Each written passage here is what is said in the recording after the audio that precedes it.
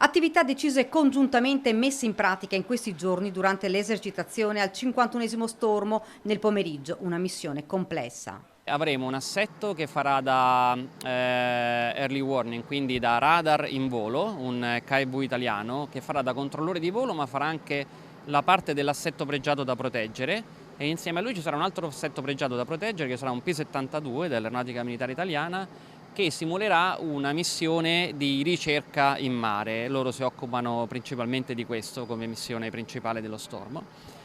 Questi due assetti pregiati verranno protetti da 8 velivoli chiamati blu, nel senso buoni, quindi che faranno protezione dei due assetti, che si troveranno ad ovest, quindi prossimi alle coste adriatiche italiane, mentre i cattivi, i red, saranno simulati da circa altri 12-14 velivoli che da est proveranno ad abbattere, ovviamente in maniera simulata, sia l'assetto radar in volo che l'assetto di ricerca in mare.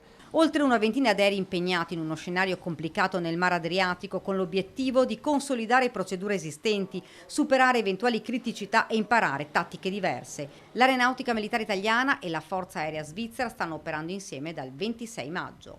I dati: abbiamo 57 unità di personale svizzere schierate su Istrana, 6 velivoli F-18, 5 monoposto e un biposto, e più o meno loro volano 12 sortite al giorno, mentre a seconda delle disponibilità dei nostri aerei noi ne facciamo da 10 a 12. È uno sforzo importante per noi, spiega il comandante del 51esimo Stormo, ma ci dà la possibilità anche di vedere come svolgono le attività i diversi sistemi d'arma e apprendere un più ampio spettro di operazioni. Un pilota svizzero ci spiega come sia importante per loro poter operare assieme ai colleghi italiani.